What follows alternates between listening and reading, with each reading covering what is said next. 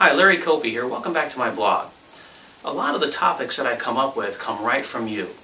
And one of the questions that's being asked right now, rather frequently, is, Larry, is now a good time to buy or sell?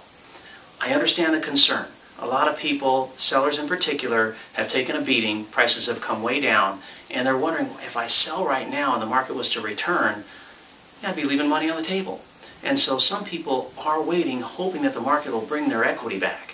At the same time, you've got buyers who've watched the prices drop so low, and it looks like it might continue. If they were to buy in right now, some of them are thinking to themselves, wow, I could lose money if I buy right now because the market will drop.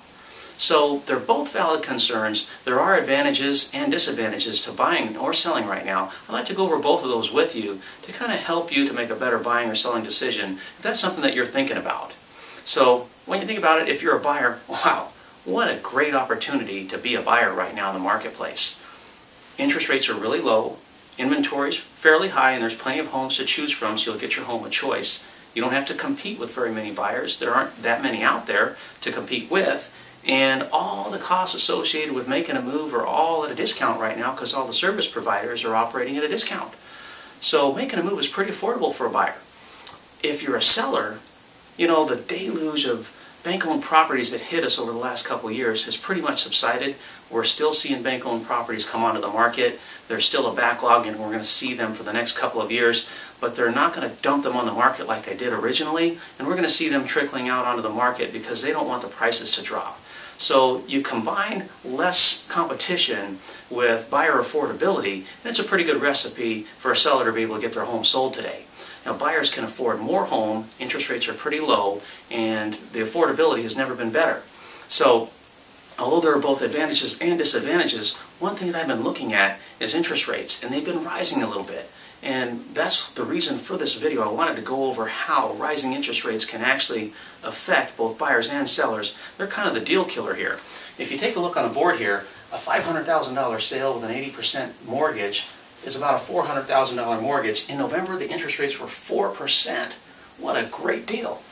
The principal and interest was $1,900. The interest rates today are 4.9%. And at 5% it would be $2,150. At 6% it would be $2,400. So for every 1% increase in the interest rate, you can afford 10% less home as a buyer. In this situation right here, the mortgage payment goes up by $500 every month. That's $180,000 over 30 years.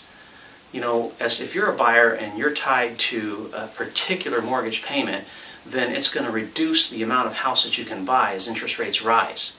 If you're a seller, it's going to reduce the number of buyers that can actually afford your home, and it's going to put pressure on both you and your competition to lower your prices to accept what a buyer can actually afford. So it's not going to be good. Interest rates rising is going to hurt everybody.